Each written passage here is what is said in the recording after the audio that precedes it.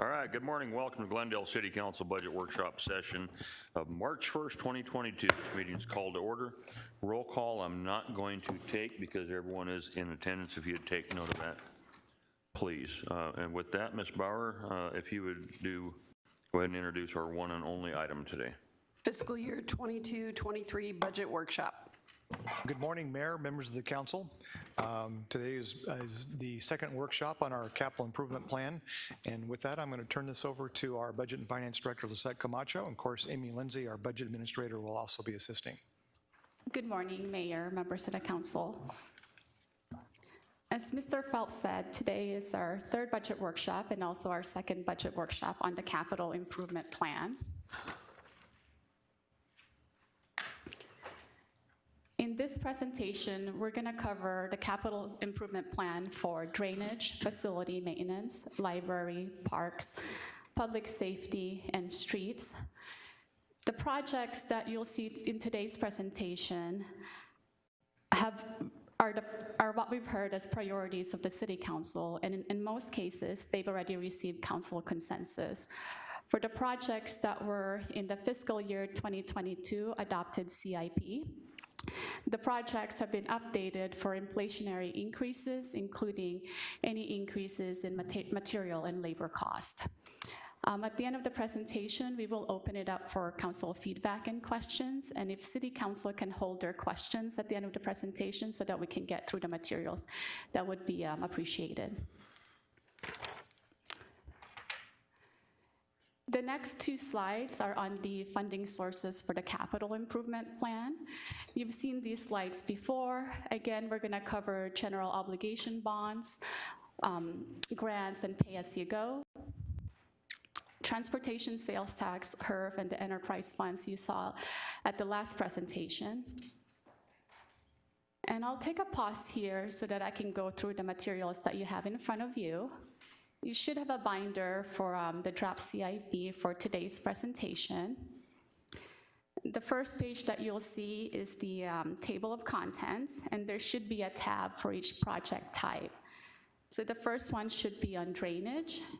And if you flip on that tab, you should see a change document that explains the changes from the adopted fiscal year 2022 CIP and the proposed fiscal year 23 CIP. The first column you'll see is the project number, then you see the fund, the project name, and then you see budget change, which is the dollar amount that changed in total, the change, and then the explanation of the change.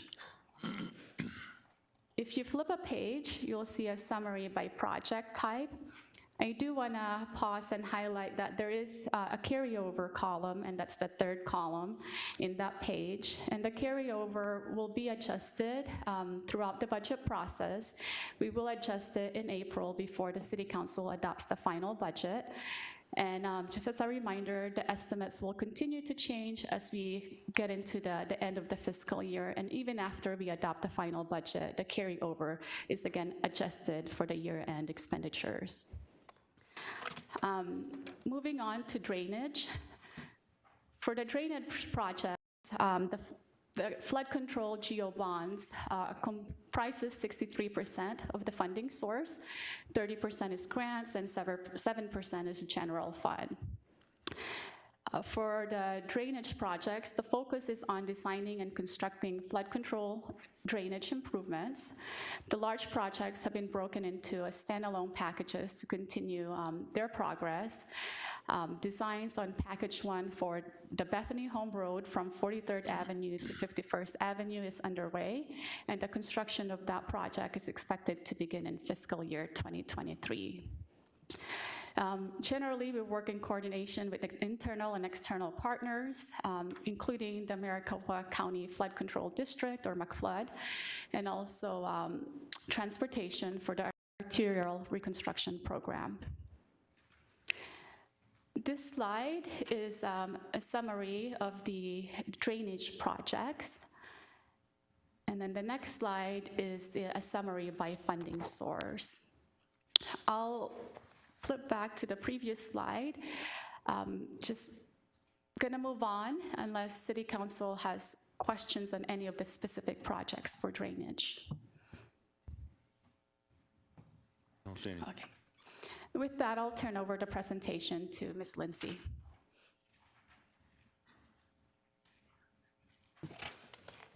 Good morning, Mayor, members of the council. With that, we'll move into the facility maintenance CIP program.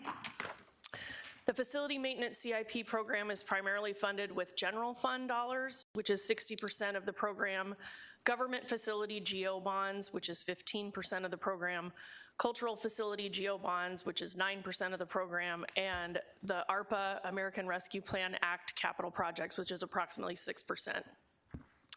The focus in facility maintenance is to improve existing assets through programmatic replacements and to follow industry standard replacement cycles, to replace existing assets as needed, and the downtown campus reinvestment projects are now included in the CIP. Updated pricing has been, our pricing's been updated to include current construction estimates and projected inflation for projects. The next 3 slides that you'll see are the facility maintenance projects. Excuse me one second. Sure. As you're going along, give us page numbers, would you? There's a lot of information here. Do you have them on yours? Mayor, members of the council, we're on page 17 of the PowerPoint presentation at this Well, I time. think we're on 18 now, but no, I know that, but it would help everybody if you just give them as you go along. Make it easier for us to keep up with you. Absolutely. So on page 17 of the PowerPoint presentation is where the facility maintenance projects begin. The next 2 slides include the list of the facility maintenance projects. And then page 20 of the PowerPoint presentation has the facility maintenance program by funding source. And with that, we'll open it up for council questions on any of the particular projects in this program. Go ahead. Thank you. With regard to page 12, I would just like you to know that for whatever reason, the bottom of that graph where it says design has been cut off, and I don't know what the rest of that material is. You have transportation, capital, government facilities, and then whatever is beyond that has been cut off. Can you tell me, can you fill me in on what's missing on that page? Page 12. Mayor, Councilmember Clark, that's the field, the Glendale Ops Campus Field Staff Building Project on page 12 of the report. That's correct. It looks like the report cut off the bottom part of that particular project. My guess is due to the number of project strings and funding sources that are listed. Let me take a look real quick and figure out what the total is, and I'll give that to you. Thank you. Now, also on page, I don't know what page it is, it doesn't say. I guess it would be page 28. Civic Center Annex Renovation. I'm a little confused because under justification, we're talking about the Civic Center, and it says the Adult Center second floor allows the city of Glendale to move 59 employees into temporary space, but we're talking about the Civic Center. What should be the accurate justification for that one? Mayor, members of council, I believe that's just a typographical or copy and paste error by the staff. It should be the Civic Center Annex. There's another project for the Adult Center build out, and I believe that got copied from there inaccurately. We can get that fixed. All right. Thank you very much. Those are all the questions I have right now. Thank you. Mayor, Go ahead. so for project number ending, this thing doesn't work well, ending in 9016 or 9016 Glendale Ops Campus Field Staff Building, I don't need a lot of detail. Is this a ground-up building, or is this renovating an existing building? And it's got 2.7 for fiscal year 23, and that's page 17.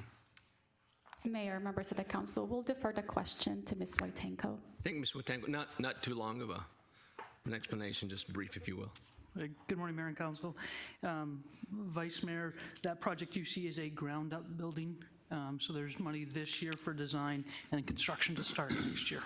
So that include, excuse me, is that on a new location on the site, or are you demoing that old building? Mayor and Council, it's a relatively new location on site. There's not an existing building there today. To create the parking, one of the trailers does have to be demoed. Got it. Okay, thank you so much for the brief explanation. Mayor. Go ahead. Thank you, Mayor. There's this page, isn't numbered? It's where you have the project numbers and the projects identified. And under project, it's a City Hall building remodel.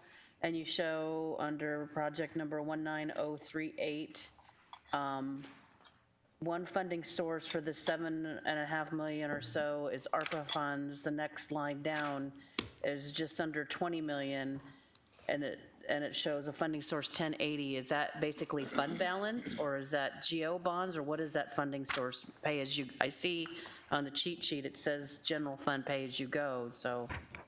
Mayor, members of the council, Councilmember Tomchoff, that's correct. Fund 1080 is general fund capital projects. So basically just revenues are just gonna, that's just gonna, so where will I see where GO bond money is toward, or is that not gonna be this next upcoming fiscal year for City Hall? Because in the City Hall presentation, there was about 22 million in GO bond authority that was gonna go towards it. Mayor, members of the council, Councilmember Tomchoff, on page 23 of the PowerPoint presentation is the City Hall building remodel project. The second funding source that's listed is government facility GO bonds, or Fund 4060, and there's approximately $11.5 million in the project that's GO bond funded. Okay, but that's not on this sheet? On this, it's not, I don't know what, this sheet's not numbered, or it doesn't tell me what it is, so it's the very first page under facility maintenance.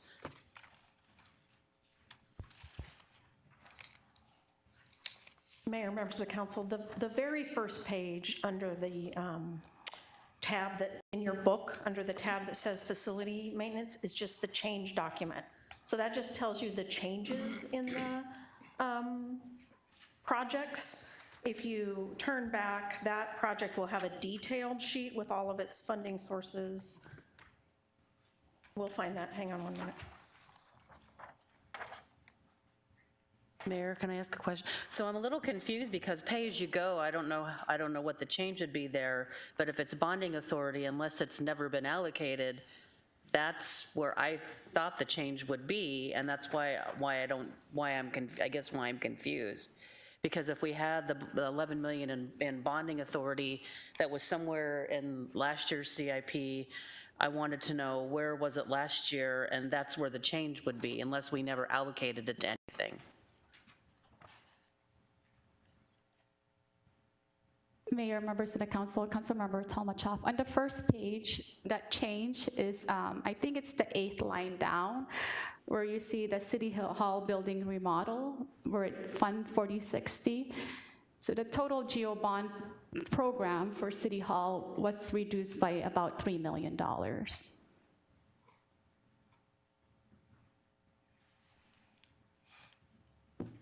Okay, I guess I'll just wait. I'm confused. So maybe I can help clarify. Again, the change document tells you the total amount and what changed. So it's telling you in that particular case that for Fund 4060, which is GO bonds, we reduced that budget for GO bonds by $3 million. We increased the amount, the line above it says we increased the amount being funded by cash by $19 million. And then there was an additional about $7.5 million that's coming from ARPA funds. So those funding sources together comprise the City Hall remodel.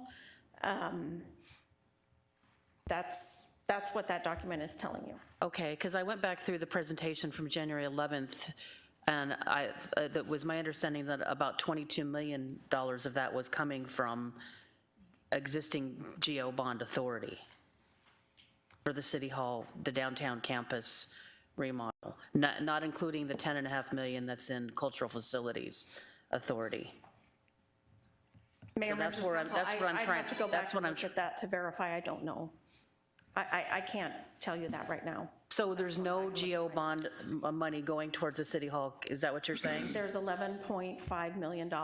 If you look at page 23 of the PowerPoint presentation, you can see all of the funding sources for City Hall, and so it's showing that there's $11.5 million in GO bonds going towards that. Okay, maybe I'm not being, Mayor, if I could, clearly asking my question, where was the $11 million allocated in the previous CIP? That's my question. Mayor, members of the council, it was approximately 15 million or 14.5 million in the previous CIP, and it was reduced by approximately 3 million. Okay, It already existed in the CIP for City Hall. for City Hall, and Okay. it was reduced All by right, approximately. that's what I'm trying to understand. Okay, thank you.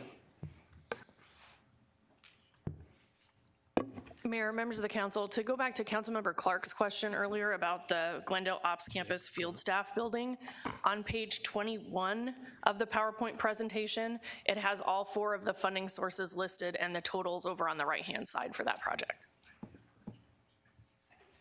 You good? Mm-hmm. Okay. Moving on.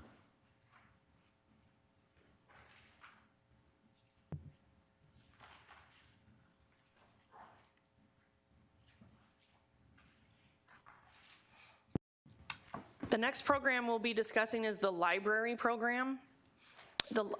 The library program is, I apologize. On page number 49 of the presentation go. is where the library program begins. Perfect, thank you. You're welcome. It's funded by library GO bonds, basically almost 100%, and there's less than 1% that's funded by library development impact fees. The library program focuses on improving existing facilities by following industry standard replacement cycles That was all the cap. and replacing existing assets as needed.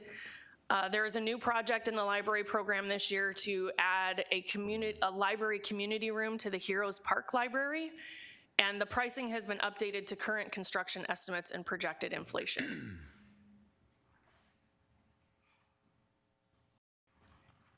On page 50 of the PowerPoint presentation is where the 5 library projects are listed, and page 51 is where the library projects are listed by funding source. I don't need an answer right now, but when you have a chance, from what was originally estimated on all these projects to all the updated because of inflation, somebody get me that number later. I don't need it right now, but I'm just curious of how many millions of dollars is that actually? It's got to be a lot. Mayor, members of the council, we are thinking that in the final presentation of the CIP, because there will be other changes made, we will summarize kind of those overall changes. And yes, we were already thinking that we'd include how much it increased due to inflation. Okay, and then the other part of that, at the same time, if you can tell me if we lost any projects because of inflation. We can certainly let you. Perfect, thank you. Mayor? Mayor? Good. Yeah, to that regard, so with some of these projects, with what the mayor was just talking about, did you all anticipate larger contingency in those projects than you would have probably done 4 or 5 years ago? Mayor, members of the council, yes. On Okay. some of them, we've increased the contingency amount, and of course, if that's not needed, it'll be returned to fund balance and that particular fund at the time. We've also, as we looked at the forecast back in early February, we also increased general fund contingency and a number of the other funds, just their basic contingency for the same reason. So when thank you for that. So when the contingency is released, we'll see it in next year's budget or at the end of the fiscal year? Mayor, members of the council, you'll just see it go back as available funding for something else. Okay, thank you. Thank you, Mayor. I want to ask on slide 56, the Yucca District Meeting Space Study, I just want to understand, I know we've discussed this before, and I absolutely support the additional meeting space, but is the study going to look at what would be more cost-effective? We've got more revenue, more construction sales tax, more diff fees, everything. Would it be, is this going to look at, does it make sense to add to the library? Does it make more sense to go ahead and move forward with basically the community center and the other facilities there? Is it going to be looking at what is the best path forward, or what is the study intended to tell us? Mayor, members of the council, it's my understanding that the study is just to look at how frequently the space would be needed. Is there the need for additional space? It could entail recommending where to locate that space as well, but we're first trying to establish that additional space is needed and how much of it. And so it's a smaller study. Okay, well, I mean, I think that the space has been promised to the community out there for quite some time, so, you know, I mean, I'm not gonna, I absolutely think that it's gonna show that there's a need for it, but whether or not we need to just, my opinion is those people have been waiting a long time, and we need a facility in that part of the city, so hopefully, and I don't know where Councilmember Clark is on this, but whether or not it makes sense to add to the library or just move forward and build the community center, which is gonna have meeting space, that's hopefully what that is gonna be included in that study if everybody else thinks that's a good idea. Mayor? Go ahead. Thank you. I think the need is immediate, and I would remind everyone that this library is the smallest in the system at 7,500 square feet. It's about a half or a third of the size of Velmateague, so it's smaller than Velmateague. And as much as I'd like to wait until the Rec and Aquatic Center is built, that could be years still down the road. And rather than wait for the build out of that facility, the need is immediate for meeting space. And a lot of the programming that occurs in the city goes to Foothills and the main branch library and even Velmateague because they have more space. And this would give the ability to bring library programming for larger crowds down to the library immediately. This is something that is critically needed within the district.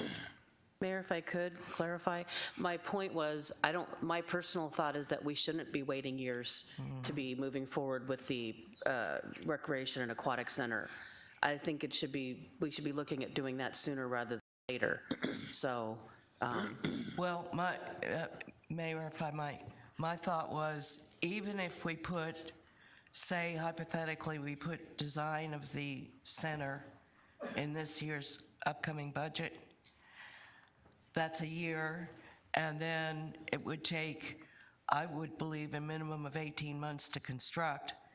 So even under the very best premium circumstances, we would be looking at 2 or 3 years before there would be meeting space available.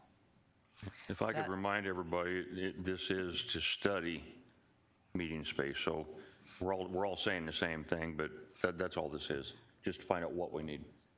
I personally, if in fact the study gets done, I'd like to see it at the current library. We don't have to have another manager and another person opening and closing the building. It'd all be under one management, one group of people, save the city some money that way, and it increases the footprint of the library. But this is only about studying it, so. Mayor, if I may, I'm sorry. I've just got an update from Mr. Bessler. This study, which is on page 56.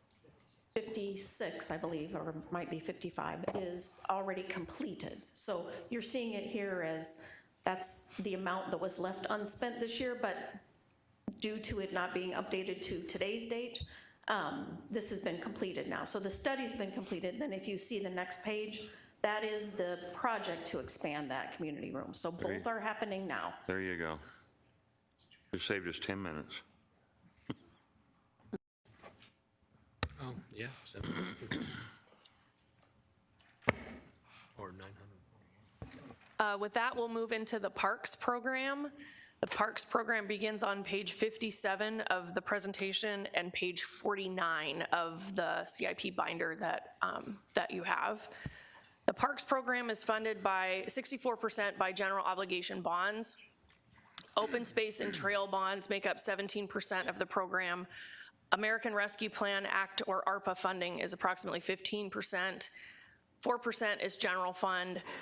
Development impact fees make up 1% of the plan, and cultural facility bonds are less than 1% of the program. The focus in the Parks program is to focus on improving infrastructure of existing parks and select new improvements. Emphasis is on lighting and irrigation updates and replacement of playground equipment. Page 58 of the presentation begins where the Parks projects are listed. I believe there are 5 slides that have the Parks projects. So, yeah, there we go. Page 62 of the presentation is where the parks are listed by funding source. And with that, we'll open it up for council questions. Mayor? Go ahead. Thank you, Mayor. I know that we have, at least according to our website, 97 parks in the Glendale Park System. And I went through and I just did a rough count, and approximately somewhere in the neighborhood of 30-ish parks, especially the smaller parks, are being updated in some way or refreshed. So my question is, what happens to the other 2/3? And how is it determined that these particular parks made the cut first? Mayor, members of the council, we'll defer the question to Mr. Burke. Good morning, Mayor, members of the council, Councilmember Clark. As we did last year, we looked primarily at the older parks first and tried to do older facilities. That's not an absolute, as we also tried to balance it across the city. We have a plan internally that looks out 10 years and 15 years that would cover all the 90 parks in the system. So we can bring them forward as new money comes forward, or if there's extra money in a project that doesn't get spent. But right now, we're trying to work on the ones we've identified. A big part of this plan, council has already seen, there are new projects here with the funding for ARPA. Okay, Mayor, if I might. An older park in my district is Pasadena. What do you have planned and when to update Pasadena? I'd have to get back to you on that. I don't think it's in the current plan, but Unless I missed it, I couldn't find it in the current plan. Also, too, I would just remind you, and you may not be aware of this, but in Vice Mayor's district, which used to be mine, at 63rd and Camelback, right behind the church, there's a little half-acre park called Windsor Park that probably could use some attention as well. Thank you. yes, we'll look at that. Mr. Milner. Thank you, Mayor. Again, just on the same topic, looking at, I haven't done an analysis as, how many parks in each district, but I would hope we try to balance it for the districts so that each district is seeing some improvement and not just the older parks, but all the parks need improvements. And the second question I had was going through here, I've had recently, Councilmember Turner has received some emails from a resident in my district regarding ballparks. I know we have a lot of our parks that have ballparks in them, and they're not really very well maintained to the point that they are usable. And this particular park in my district isn't even usable to play baseball because it's not in condition to do so. Are we looking at, thumbing through these, I didn't see much improvement where you specifically mentioned baseball fields. Are we planning to do some upgrades to our baseball fields that are in some of our parks? Mayor, members of the council, Councilman, we are, in this plan, we are not looking at improvements to individual fields and individual parks. We only looked at some of the larger complexes like Paseo Sports Complex and the tennis complex. As we get down and farther, future years, we'll try to look at resources for individual fields and individual parks. Some of that is a maintenance and operation question, which would be in the O&M budget, not the capital budget, which we're not addressing right now. And maybe that's where we need to address. I just want to make sure that we are looking at that, because I think all of our ballparks and some of our smaller parks need to be addressed with maintenance. We'll take a look at that, sir. Mr. Phelps? Yeah, Mayor, members of the council, I mean, the real challenge here is all of you know, the city went many, many years without the ability financially to invest in our parks. So we could probably build a case that all 90 of our parks could use a level of attention. What I asked our parks team to do is to identify the most pressing needs, and at the same time, with what Councilmember Malinar said, also have some balance throughout the district. But if you don't deal with things like irrigation and lighting and parking, replacing a ball field doesn't make sense. You almost have to start at the infrastructure and the bones of the parks, and we're starting to address those. And then as we progress through the CIP, and as I think our economy continues to grow, as we continue to collect more DIF funds, be able to pay as we go, we'll be able to get, I think, to that next level of amenity. But we've got so many just basic infrastructure needs of just things we don't even, that the average person can't see because it's below ground. So that's kind of the balance. We tried to not necessarily look at just the oldest park, but because if that older park is still, irrigation is still not failing a lot and is working okay, then we kind of skip down to maybe a park that's slightly newer that has more has had more maintenance issues. And so we're just trying to, we're not out of the woods. We're making significant progress towards getting caught up on our parks, but it really, I think this is where we want to really focus on a 5- and 10-year plan going out, and just stay really committed to funding those park improvements really for the next 10 years, if not more. Councilmember Tomachoff. Thank you, Mayor. My question basically is a good follow-up to Mr. Phelps. So some of the parks show irrigation improvements and some do not. Have we completed the analysis and determined which parks, so the parks that are, it's been prioritized at, I guess, the highest need, are there other parks that are going to need improvements in irrigation? I thought we had contracted somebody to analyze our citywide irrigation systems, so I just wanted to know how that fits into this. Mayor, members of the council, Councilmember Tomachoff, yes, I think it's safe to say that all the parks need irrigation upgrades. So we were unable to fund them all in this program. We took a look at it, and I went out to my field staff and asked them for what were the top 10 worst ones, and they provided me that list. And then we compared that to the age of the parks, we compared it to the districts they're in, and tried to come up with a balance, as Mr. Phelps said, for what we present here. But this will not take care of all of them. We also tried to come up with a balance for putting in new LED lighting for security lighting, parking lot lights, and in very few cases, lights for courts and or ball fields. Again, that's working with our colleagues in field ops who recognize that by upgrading to those LED lights, we can save long-term operational costs. But it's not every park. I confidently feel that we could replace all the lights in every park over time because they're aging now. They're probably on average in the 30 to 35 years old, so the replacement's probably due for lights and irrigation. We also in this plan tried to focus on playground apparatus because we recognize the community really wants to see things, and as Mr. Phelps said, a lot of this is underground. People just won't see the improvement.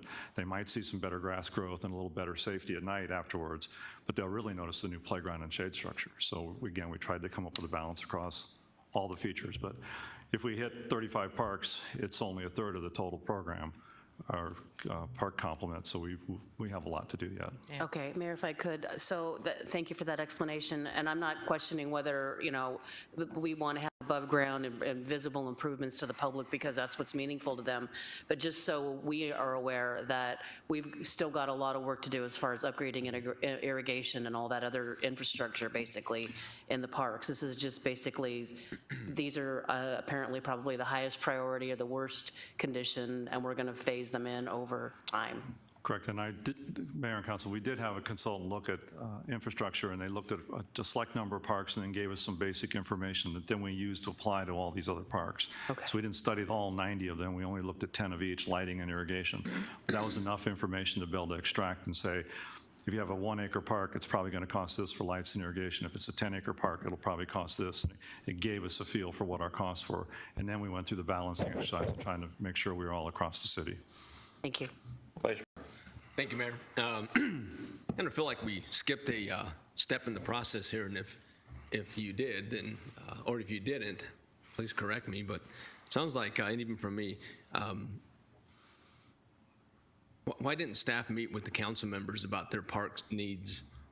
I trust, first and foremost, your expertise and your staff's knowledge on what the parks need, but council members know their parks really, really well. They visit them often, they meet with the constituents, they have their annual meetings, and they hear from the constituents. So going forward, I think it's important that staff, and I know it's going to take a lot of time, it's time consuming, but you at least meet with the council members to find out what they feel is important. It may not make the list, but at least you know, and when we're up here, it's not surprising why it made the list or it didn't. So I just feel going forward, we should implement that step. Mayor and Council, that's an excellent idea. And I do get a lot of input from individual council members and try to incorporate it, but we didn't do focus meetings, and we could try to do that in the future. Thank you. Yes. Councilmember Clark. Thank you, Mayor. This is like herding cats, dealing with all of these parks. There is need in every one of the 97. I think you have done an excellent job of trying to balance infrastructure needs versus updating equipment, such as the playgrounds with shade. It's a tough road to hoe, and you've done a good job on that. So thank you. You mentioned splash pads in here. I think splash pads A, B, C, small splash. Have you identified where those are going to be placed? Mayor, members of the council, we have not. We have studied where the current splash pads are, and what we're repairing and replacing some in here. We're doing some new ones. And then the ones we called A, B, and C, I have an idea. There's some parts of the council, some districts that don't have any, but that goes to Mr. Aldama's comment, is we should get around and talk to individual councilmen and say, so I think it might be Park X in your district, you might think it's Park Y, or in Mr. Hughes' district, and we have not done that step. But that's what those three are to do, to try to get us balance for the whole city, and we can come back and show you how we came up with that assessment. Thank you. If I might continue, Mayor, I would suggest that you consider areas of greatest density so that you get the most bang for the buck with these splash pads. And one that I would suggest is Bicentennial Park on Missouri, just west of 59th Avenue. It's an older park. That square mile has a density of around 1,300 homes. And no more than 10 to 15% of those homes have pools. So there is a tremendous need for some kind of major activity there. So I would think that hopefully you would consider Bi-Sci Park. Mayor? Member Turner. Thank you, Mayor. As I'm sitting here listening to the conversation and the input from the council members and from staff, and we're talking about our 90-plus parks, and we have a plan to address some of the needs in a third of them, and most of it's underground. We're going to do some topside stuff so that the public sees they're getting something. And I look at how much more we need dollar-wise to be investing in our parks, and I hearken back to the conversation we've been having about this City Hall and downtown campus, and somehow we found that the ability in just a year or less to go from a modest proposal down here that would make a difference and make things significantly better for the operations of City Hall and for the appearance of this building in particular in our downtown. Now we've blown literally the lid off of it financially, and yet we're starving our parks. We're here to serve the public out there in their neighborhoods, and I really think that we should be prioritizing our parks and our right-of-way much higher than we are going over the top down here at City Hall. Thank you. Mayor? Go ahead. Thank you, Mayor. On page 64, under 4050 Parks Geo Bonds, and I remember that we had, I thought, $10 million allocated in Geo Bond Authority every year. That was something that we had talked about and put into the CIP, I think, for the last few years. But for fiscal year '23, it shows Geo Bond funding of $3.9 million, and fiscal year '24, $6.3 million. Not until and I believe our authority is expiring, so I just wanted to understand, is this to basically stretch the existing authority out as far as we can, or does anybody, I thought we had $10 million we were going to allocate in Geo Bond Authority to, and I understand we're coming up against the end of our authority here pretty soon, but I want to understand that line of 4050, what exactly that means. Mayor, members of the council, yes, we did at a point in time have larger dollar amounts each year associated with geo bonds for parks. However, if you kind of see what happened is we switched funding sources because we're able to use ARPA and or fund balance for those projects, and because we're not able to use ARPA for some other things, we essentially moved that capacity over into the ARPA and or general fund cash funding, and we're able to free up some bonding capacity. That helps you in a couple of ways. One is it means that you won't run out of Geo Bond Authority as quickly as we thought, which is one of the reasons why earlier we talked about with the council and sent out information about delaying the election for a year. That's one of the benefits of doing that. And the other is, again, ARPA can be used for those, and so that funding source, we don't pay interest on ARPA, we don't, so it's a little better funding source and eligible for these projects. Mayor, if I could, so what does our bonding authority, what does it end in 2024, 2025? When do we run out of authority for geo bonds for parks? Mayor, members of the council, in the draft CIP, parks will run out of voter authorization in fiscal year 2024. Okay, so it's been determined, though, that rather than, because we just talked about how much need there is and not enough money to go around, that we reduced down what we were originally had in the CIP by about $6 million for fiscal year '23 in Geo Bond Authority that we're not going to be spending on parks. Was that allocated somewhere else, or that's just been stretched out over a longer period of time? Mayor, Councilmember Tomasoff, I'm not sure I understand your question. Could you maybe repeat So that? if we had in last year's CIP under Parks Geo Bond Authority for fiscal year '23, we had $10 million, and now we have 3.9. And in '24, we had $10 million, and now we have 6.3. Was that extra authority allocated to some other projects, or was it just reduced down to stretch the money out so that the authority lasts longer? Is that? Mayor, members of the council, if you look on page 63 for fiscal year 2023, you see at the very bottom line that there's an ARPA funding source of about $9.1 million. So those projects are now being funded by the ARPA fund. Okay, maybe, Mayor, what I'm asking is, we have bonding authority. We had $10 million in geo bonds for fiscal year '23 in last year's CIP. Now we have, I'll round it, $4 million. So that extra $6 million, was that spread out over further out into out years for bonding authority, or was it allocated to another project, not in parks? That's what I'm trying to understand. I understand we're backfilling it with ARPA money, I get that, but we have the bonding authority, so I want to know, are we saying instead of spending, $20 next year, we're going to spend $5 every year for 4 years? Is that what we're doing, or did that money get reassigned to another project?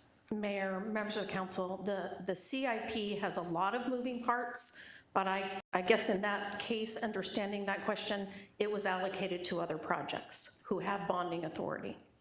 Okay, so when do we find out where that money was allocated? Mayor, members of the council, all of that information is contained in the change document if you follow it, but I'd be happy to prepare sort of a summary for you and get that to you at some point. Okay, I can prepare something that summarizes the changes to the GEO bond program if you'd like. Okay, Mayor, if I could, because that was what I was asking for yesterday, that, and I called it the yellow sheet, maybe it's not the yellow sheet, but it was that big spreadsheet that showed us, basically, we're not experts, kind of at a glance, what's changed in the CIP. And for me, it would make it really much more easy for me to understand is I value that document every year because I can understand all the moving parts and now it's like, I don't know where the money went. So that's what as a representative of the people who sent me here, I want to know where the money went. What are we spending it on instead of parks? That's something that I think most of us would like to have the answer to. Thank you. Mayor. Thank you, Mayor. To Councilmember Turner's comments on the amphitheater and Murphy Park, the modernization of it, I'm very respectful of his comments. I'm a champion of that project, and so I want the public to understand the dollars we're using and some of the restrictions that prevent us from using them elsewhere in parks. So, Mayor, if I may, I'd like to ask the city manager or someone, your designee, that can explain the restrictions that we have that we're using for that project that prevent us from using it in right-of-ways or in parks, if you may, please. Mayor, Vice Mayor, members of the council. A little courtesy, please. Go ahead, sir.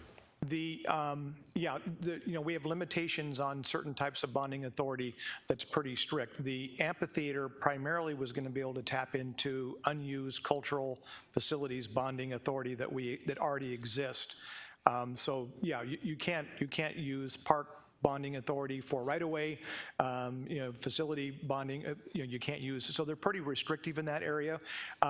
Which is why when you look at the overall downtown project, the funding sources are numerous. We've got some that when we do Murphy Park that we would be eligible either for cash or you could do park bonds. The main City Hall facility has several funding sources that are optional, and same with the amphitheater. So that's what I was going to say is in a normal year, the CIP I think is one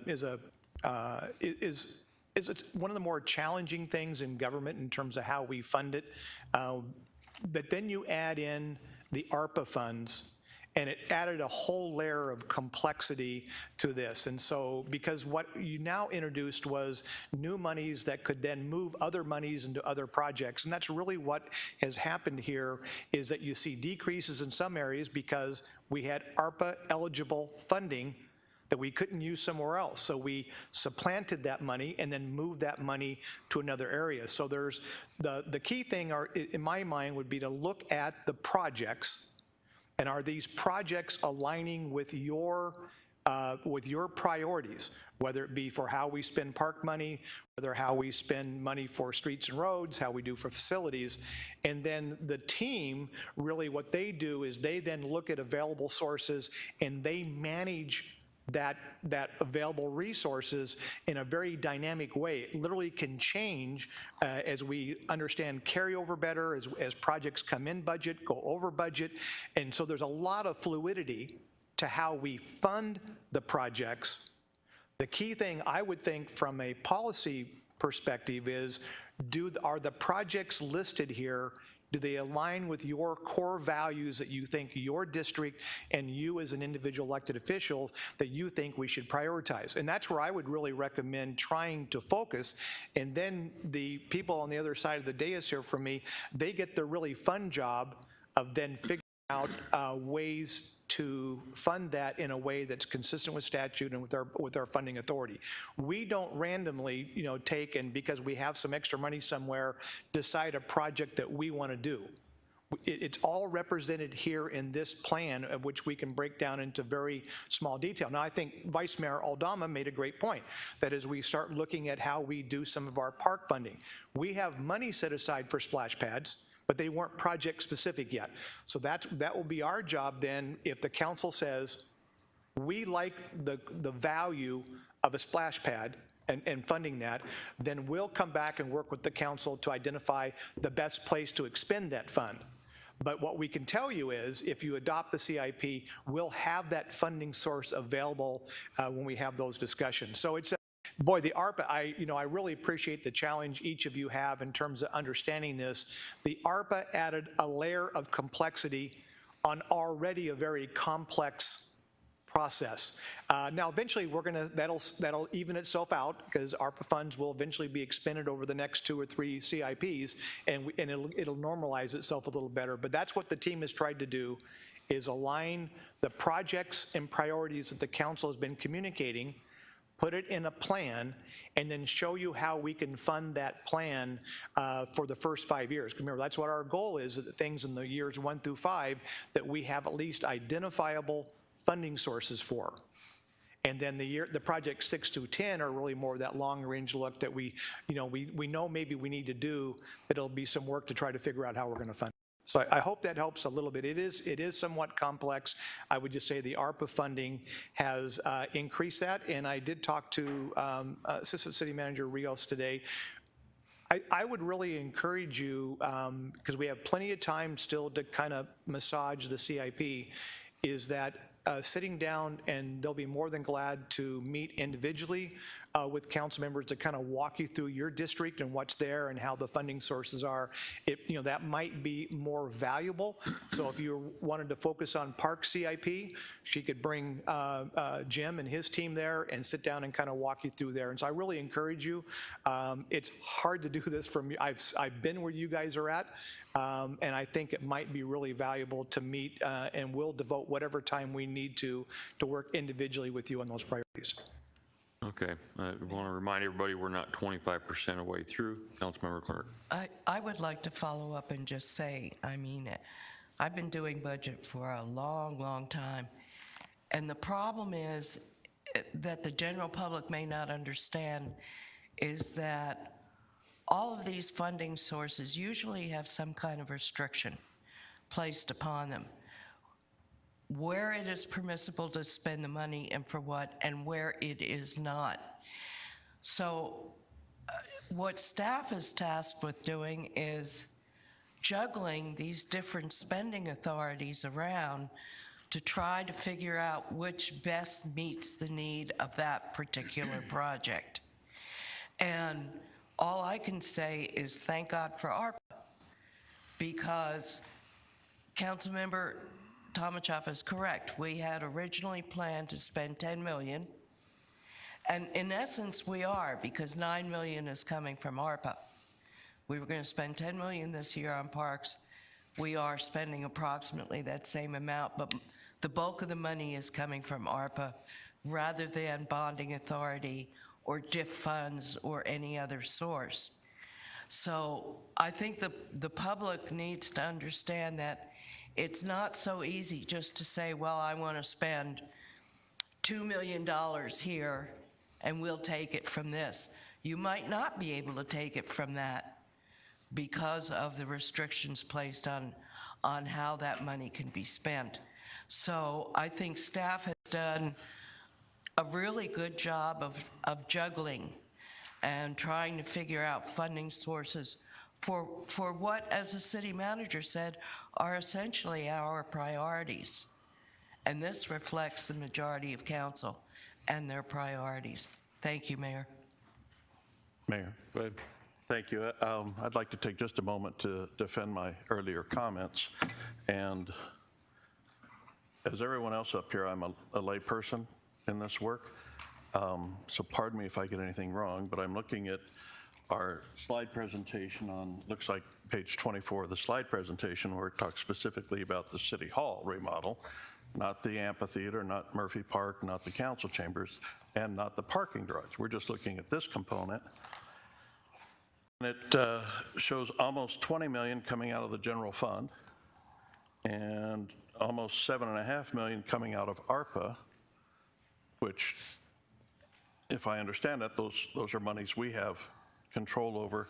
And the government facilities GO bonds, which are what the voters have said to spend money on, government, the GO bonds for government facilities, the restricted part is 11 million.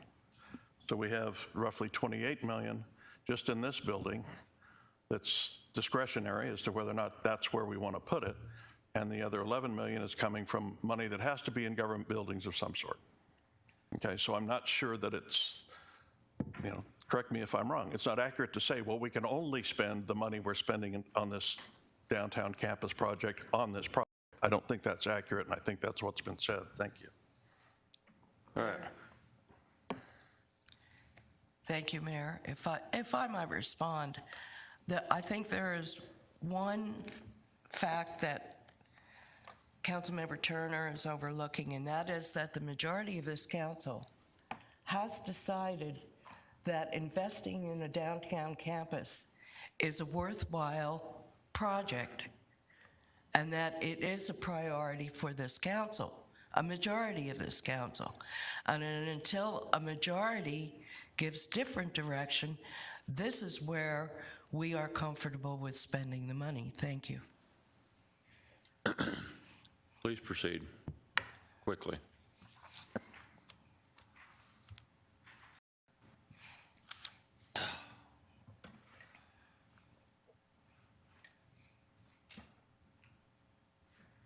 I apologize, there's a lot of parks projects. Yeah. Okay, the next program we're going to talk about is the Public Safety CIP, which is on page 135 of your PowerPoint presentation and also page 131 of your CIP binder. The Public Safety CIP is funded by public safety general obligation bonds, with 63% of the program being funded through that source. General fund funds 20% of the program. Development impact fees fund 14%. I apologize, fire diff funds 14%, and police development impact fees fund 3%. The focus of the Public Safety CIP is to improve existing facilities and by following industry standard replacement cycles and health, safety, and functional improvements, replacing existing assets as needed. There are new projects in the Public Safety CIP, including a drone facility project and the parking lot at the Glendale Regional Public Safety Training Facility, otherwise known as Gripstick. And pricing has been updated to current construction estimates and projected inflation. The public safety projects begin on page 136 of your slide presentation, also on page 131 of your CIP binder. And the public safety projects by funding source are on page 138 of your PowerPoint presentation.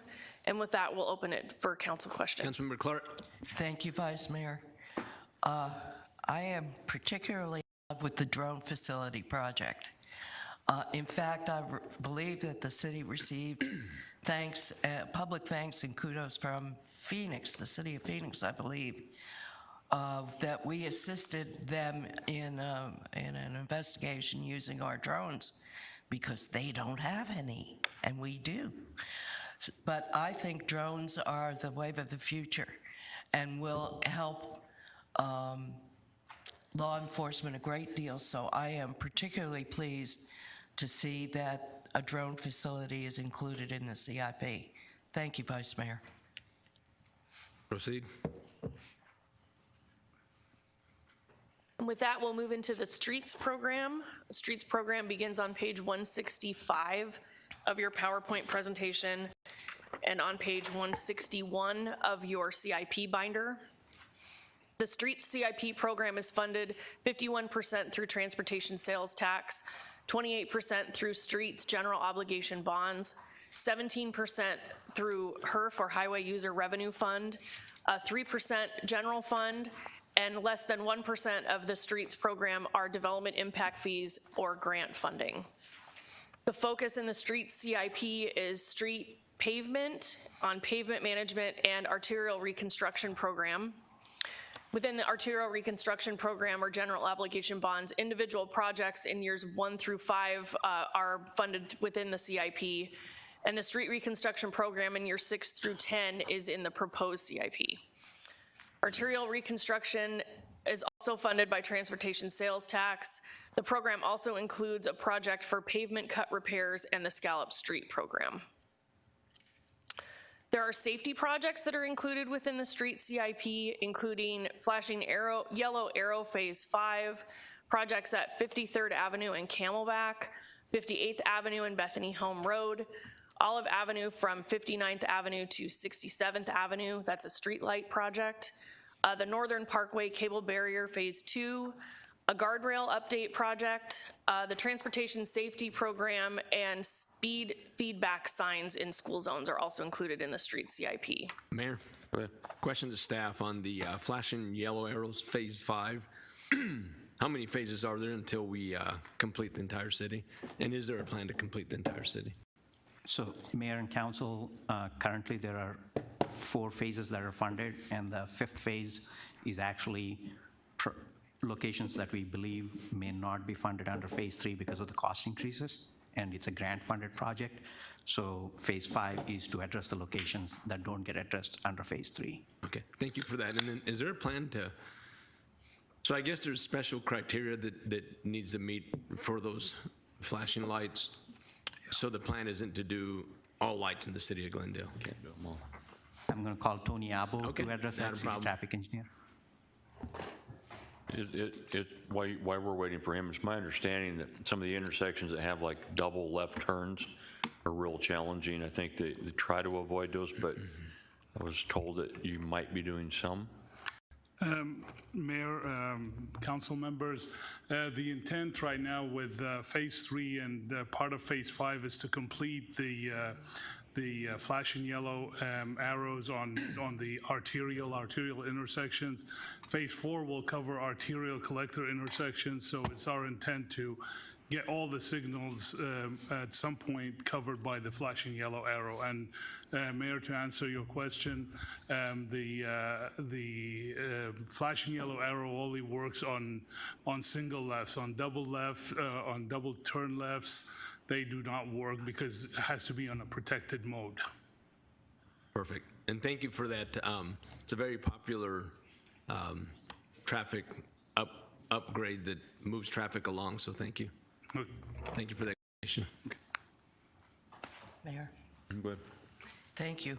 I'm just going to ask about one street, because this is a street that I receive complaints on almost a daily basis, and that's 83rd Avenue between Glendale and Northern. Now, I know it was in design last year, funded for design. I'm looking at the book, but I can't believe my eyes. Are we actually going to address 83rd Avenue between Glendale and Northern this year? Mayor and Council, so last year we did the scope, we identified the scope of the project. This year we are going through design of that project, and there's a development impact fee update for the transportation that's underway right now that Council has authorized. So when we bring that development impact fee program forward, we will have that project included in there for funding. So I have to tell my residents they have to wait one more year to go through design? I thought design was already funded and completed last year. Mayor and Council, scoping, which will be approximately the initial phase of the design, was completed last year. The final design is underway currently. And approximately how long will that take? Will it take the entire year? We believe it will go through the fiscal year. Wow, okay. Thank you. It'll be tomorrow. It'll be tomorrow. Sure. Just that fast. Yeah. I think that's all the questions. Thank you, Mayor and Council. Thank you. The street CIP also includes intersection signalization improvements at 57th Avenue and Greenway, 59th Avenue and Northern, 61st Avenue and Olive, Saraville Avenue at Bethany Home Road and Glendale Avenue, as well as active transportation, bicycle, and pedestrian projects.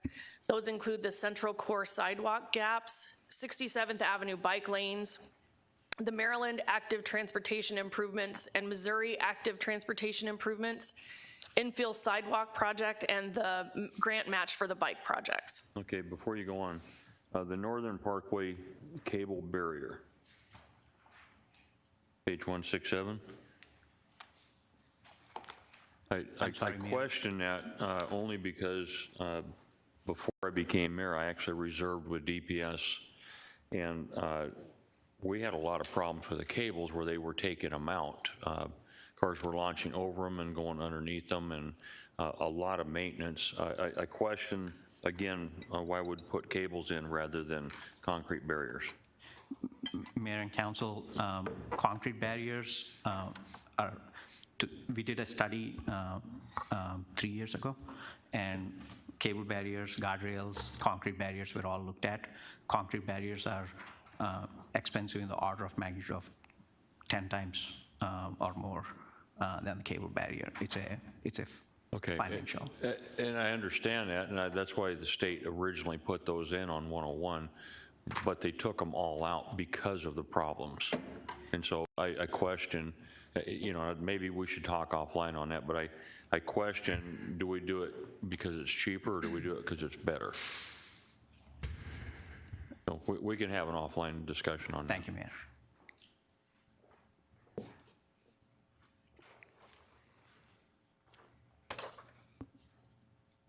Hang on for just 1 second. We'll get back to the summary slide. Go ahead. Thank you, Mayor. I have a question, just out of curiosity, on, it shows intersection signalization, and some of the stuff is out in the far west valley where we have agreements with the county on whose roads. How does it work? I mean, I don't know, are Saraville and Bethany both, Saraville is Glendale responsibility, obviously, but what if the cross street is not our responsibility? Do we share that cost with the county, or is there a process for that? Mayor and Council, I believe the question is if we are responsible for one of the streets, but not for the other street that intersects with it, there would be a cost share and a agreement with that entity. Thank you. The list of the streets projects begin on page 171 of your slide presentation. There are 4 slides that have the CIP projects for the streets program.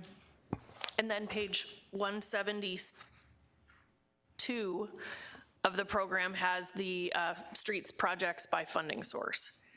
And with that, we'll open it up for any more questions.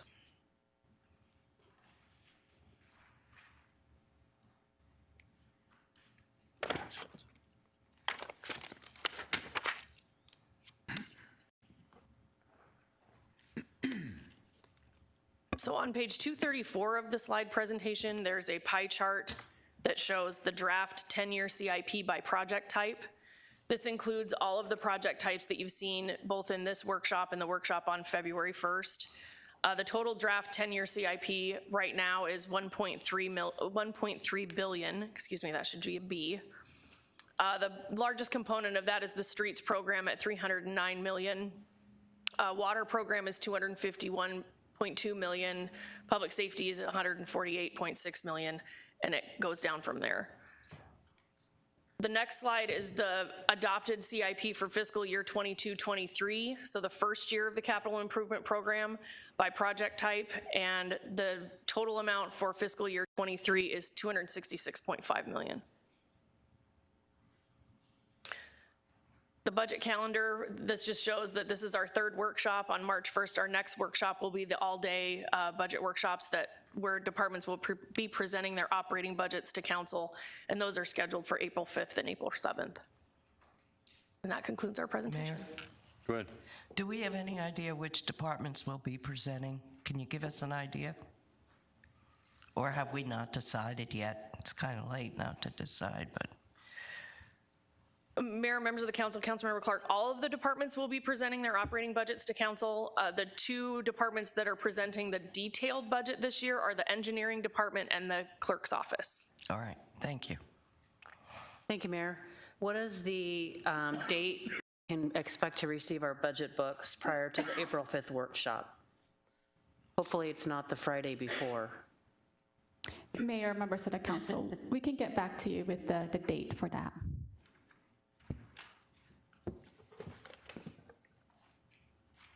Mayor, members of the council, I just wanted to add also that there will be some changes based on your feedback to this draft CIP, and some things that staff are still working on. And so you will see this draft CIP at least one more time also during that time frame before it comes up for final adoption. So we'll weave that into one of these workshops as well. Okay, and to follow up on Councilmember Tomachoff's question, you think we'll get at least a week looking at that book?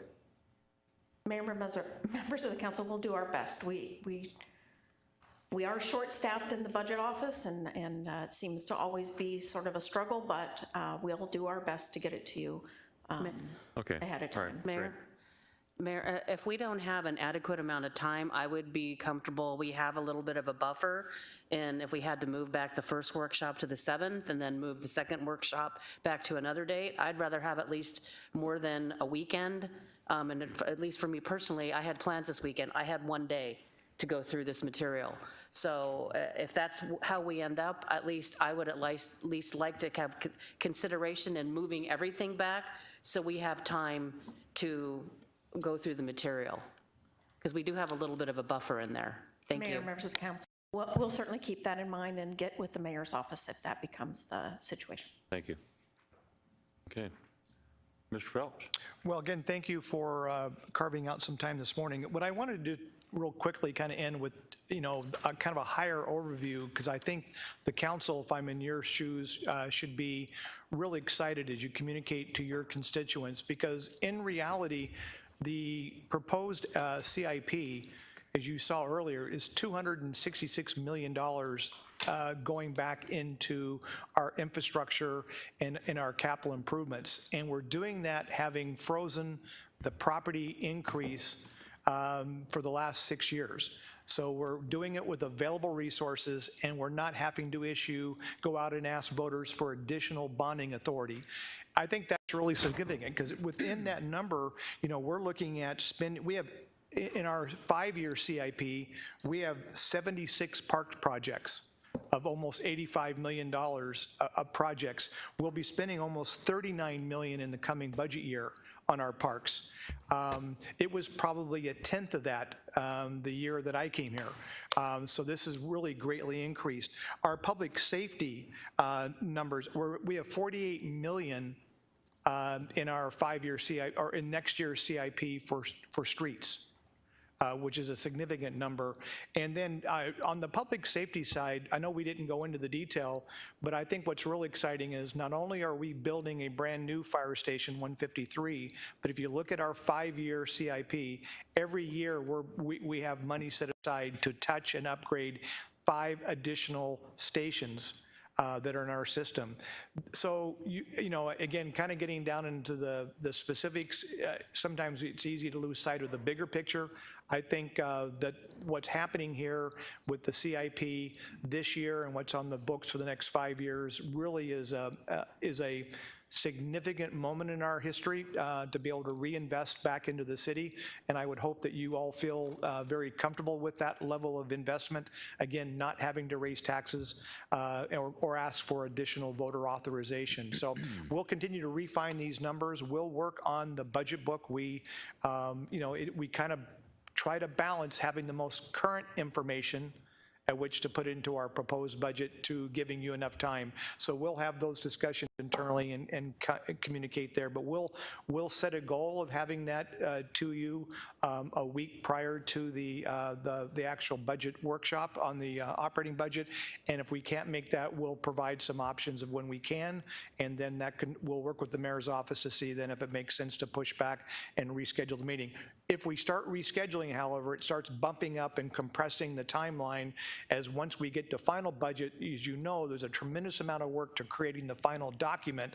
And so those we can't push out because of legislative statute. So we'll try to work that out and get it to you, but we've heard you loud and clear about getting the information, and we'll do our best to come up with a schedule that works well for everybody. Mayor? Mr. Phelps, I got basically almost I don't know if it's a statement or a question. My office has been struggling for almost a year, several months, trying to fill all the positions. With the budget, folks, are you experiencing the exact same problem? Yeah, I didn't even have to finish my question. It's yes, Mayor, members of the council, yes. In fact, citywide, it's a tough job market right now, and many of the departments are experiencing where they're having trouble filling positions. We're not getting the qualified applicants that. Okay, and I know I shouldn't say this publicly, but why don't we do what all the other cities do, just take their employees? Mayor, members of the council, we're doing that too. Mr. Phelps. No, I mean, I think this is not only in budget and finance, we have issues in a lot of our support services, IT, HR, but you'll notice, and we'll, not to get ahead of ourselves on our operating budget, we're going to be proposing, we've gone through our comp and class study, and we've seen some deficiencies of where we think that has caused us potentially to lose some of our employees to other cities because of the compensation. And so we're acutely aware of the challenge that we have to fill these positions, and we're putting together strategies both from a compensation, and we're looking at work policies in terms of remote working. We're looking at everything on the table to make sure we can get fully staffed in there. We'll never use our shortage of people as an excuse. Our team does a phenomenal job, and they will get you the information, and it'll be presented to you. My concern as their supervisor is the burn factor, and we, right now, they just continually step up to do. They were working late last night on a document that was requested.